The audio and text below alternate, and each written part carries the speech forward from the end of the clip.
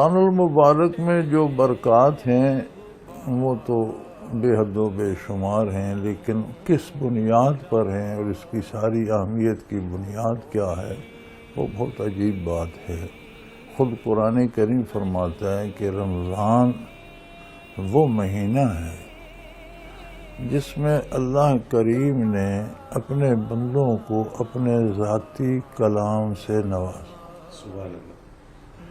کلام جو ہوتا ہے وہ متکلم کا، اس کی عظمت کا، اس کی شان کا آئینہ دار ہوتا ہے۔ ایک جملہ ایک عام آدمی کہتا ہے، اس کی ترتیب، اس کی ساخت اور ہوتی ہے۔ اسی مفہوم کا ایک جملہ ایک ادیب کہتا ہے، اس کی ترتیب، اس کی ساخت بتاتی ہے کہ کہنے والا کوئی صاحب علم ہے۔ تو اللہ کریم کلام فرمائے تو اس میں کتنی کیفیت ہوگی۔ سبحان اللہ، بے شک۔ اب اس کے لیے جانبین میں تعلق یا رابطے کی استعداد شرط۔ اللہ تو کامل و اکمل و مکمل ترین ذات ہے، بندے میں خامیاں ہیں۔ کلام تو آ گیا، بندہ اس کیفیت کو کیسے پائے؟ تو اس کریم نے اس مہینے میں روزے فرض کر دیے۔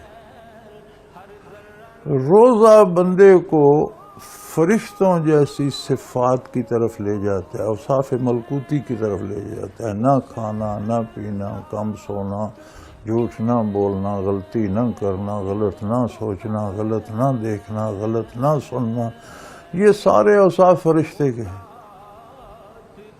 تو بندے مومن کو وہ فرماتا ہے کہ فجر سے لے کر غروب آفتاب تک تو فرشتے کی طرح ہو جا۔ سبحان اللہ۔ تجھ میں وہ ملکوتی اوصاف پیدا ہوں تاکہ تو صرف قرآن کے الفاظ نہ سنے، اندر اتنی طہارت، اتنی پاکیزگی آ جائے کہ وہ کیفیات بھی دل تک پہنچے۔